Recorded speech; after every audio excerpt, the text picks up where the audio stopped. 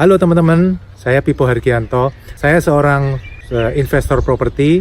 Saya terutama senang properti yang menghasilkan passive income. Saat ini saya berada di Cotswold. Ini tepatnya di Upper Slaughter. Namanya Slaughter, tapi tidak ada rumah jagal di sini. Ini hanya nama daerah. Nah, ini terkenal sama seperti Cotswold yang lain. Ini terkenal dengan rumah-rumah yang batanya berwarna kapur, warna limestone istilahnya mereka. Setelah saya lihat ternyata memang batanya sendiri yang berwarna limestone, jadi bukan bata biasa tapi dicat, itu bukan, tapi memang batanya dari bahan kapur. Oke teman-teman, sekarang sambil jalan kita lihat-lihat pemandangan di sini. Nah, ini pemandangan daerah seperti ini. Ini rumah-rumah ya seperti ini, tuh kan. Oke, kita sambil ngobrol tentang pendidikan finansial. Saya termasuk orang yang sangat beruntung karena orang tua saya, terutama ayah saya, senang sekali baca majalah rubik-rubik atau berita-berita tentang ekonomi dan bisnis. Sehingga sejak kecil beliau sering bercerita kepada saya tentang bisnis, tentang analisanya terhadap suatu bisnis, apakah itu menguntungkan atau tidak, bagaimana bila dibandingkan dengan emas, bagaimana bila dibandingkan dengan bunga bank, dengan deposito atau pinjaman. Sehingga saya dari kecil sudah terbiasa untuk melihat segala sesuatunya. Kalau dibandingkan dengan deposito seperti apa, kalau dibandingkan dengan bunga pinjaman seperti apa. Kemudian kuliah, saya memilih jurusan teknik sipil, bukan keuangan atau ekonomi. Tapi sebenarnya saya sendiri suka dengan keuangan atau ekonomi. Oke, sambil jalan-jalan, sambil saya kasih lihat pemandangan yang bagus ya, biar suasananya lebih enak. Oke, setelah kuliah saya lulus di sipil. Saya juga sempat kuliah 3 tahun di psikologi. Nggak ada hubungannya juga dengan investasi ya. Jadi kalau teman-teman merasa bahwa teman-teman bukan jurusan ekonomi, bukan jurusan keuangan, tapi pengen investasi, menurut saya no problem juga. Apalagi teman-teman yang di bidang ekonomi, akuntansi, manajemen mestinya lebih jago lagi kalau berinvestasi. Setelah lulus kuliah tahun 97 waktu krisis. Jadi saya lulus itu justru waktu krisis di Indonesia tahun 97. Ternyata saya diterima di salah satu perusahaan multinasional bergerak di bidang multi finance atau pembiayaan atau kredit.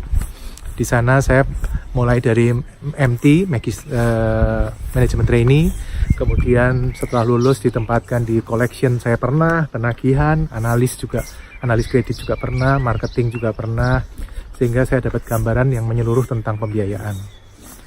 Banyak hal yang saya pelajarin selama saya bekerja, jadi yaitu cara menganalisa proyek, cara menghitung bunga pembiayaan, sehingga saya merasa saya termasuk orang yang paling beruntung sedunia, karena di situ saya justru belajar banyak. Jadi kalau teman-teman lulus kuliah mungkin bingung mau kerja atau mau bisnis sendiri bagus, kerja pun juga tidak masalah karena asal kerja ke bidang yang bisa membuat kita belajar. Jangan bekerja ke bidang yang membuat kita tidak belajar, malah tambah lama terjebak dalam rutinitas. Itu yang sangat berbahaya. Lulus kuliah, kerja, kemudian saya belajar banyak di sana. Tahun 97 sampai tahun 2001. 2001 saya pindah ke perusahaan multinasional. Tahun 2003 saya memutuskan untuk bisnis sendiri. Nah, ternyata bisnis sendiri tidak semudah seperti yang diomongkan orang, ya kan? Kata orang kalau ngomong kan bisnis enak kan, gampang. Ya kalau sudah jadi, kalau gampang. Kalau masih mulai pertama, waktu merintis pertama kali ya setengah mati teman-teman. Dan itu yang saya lakukan tahun 2003. Ada beberapa kesalahan yang menurut saya lakukan waktu 2003 saya bisnis sendiri. Yaitu satu, saya memulai bisnis di bidang yang baru yang saya sama sekali tidak tahu, sehingga saya harus belajar dari awal lagi. Kedua, tidak punya mentor yang bagus, sehingga saya belajar benar-benar mulai dari nol. Akibatnya untuk berhasil lebih lama, lebih sulit, lebih mahal. Karena itu teman-teman yang pengen bisnis sendiri, saya selalu ngomong sebaiknya bisnis di bidang yang kamu menguasai, teman-teman sudah menguasai, atau teman-teman punya mentor yang mau ngajarin, dan mentornya benar-benar yang berpengalaman, bukan mentor yang tidak pengalaman. Itu sama seperti orang tidak tahu jalan menuntun orang yang tersesat, ya. Jadi tambah lama tambah parah, jadi lama-lama bisa masuk jurang. Jadi carilah orang yang mentor yang sudah berpengalaman di bidangnya, dan dia bisa mengajari kita. Oke.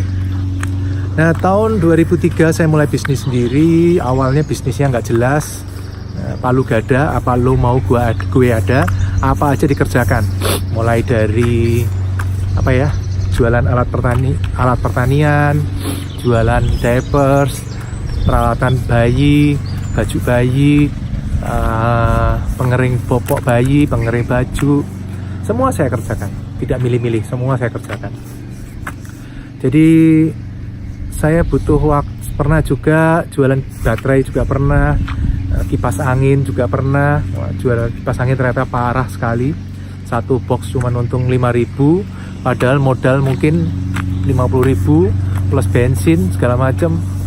Menurut saya konyol sekali, yang saya lakukan konyol sekali. Tapi nggak apa-apa, itu proses belajar. Kalau untuk teman-teman, intinya kalau mau bisnis sendiri, bisnis di bidang yang teman-teman menguasai.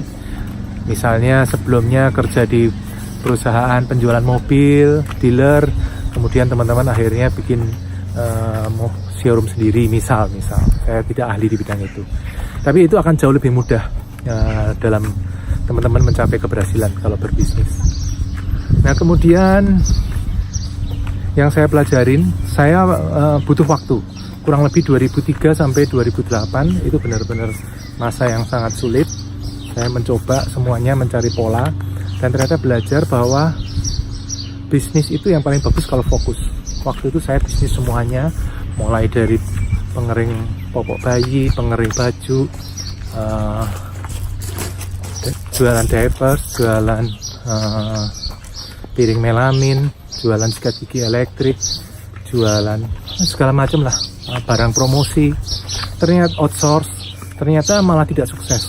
Begitu saya fokus hanya ke satu bidang yaitu outsource, akhirnya bisnis malah lebih bagus. Dan outsource saya terus berkembang hingga hari ini. Naik turun iya, pernah ketipu, invoice nggak dibayar, pernah sales bawa lari duit juga pernah. Ada aja masalah, pasti ada aja. Tapi semakin lama semakin ngerti pemecahannya seperti apa. Setelah dari 2003 sampai sekarang 2019, 16 tahun, apakah kesulitannya menurun? Tidak, bisnis semakin lama semakin sulit. Hanya bedanya saya sekarang semakin lebih kuat, saya lebih tahu solusinya seperti apa dibanding ketika dulu. Jadi gambaran bisnis seperti itu, teman-teman. Untuk teman-teman yang pengen mulai bisnis, silahkan. Untuk yang pengen tetap sebagai karyawan atau profesional, silahkan. Kalau saya ditanya, menurut saya paling bagus, apapun profesi Anda, karyawan ataupun pengusaha, yang paling penting jangan lupa investasi. Oke, sekian dari saya. Untuk informasi website dan training atau workshop saya bisa dihubungi di sini. Sampai ketemu, salam Passive Income Property. Investasi yang terbaik adalah dari otak kita. Karena itu, subscribe channel saya dan ikuti terus video-video saya. I'm Vico Bender.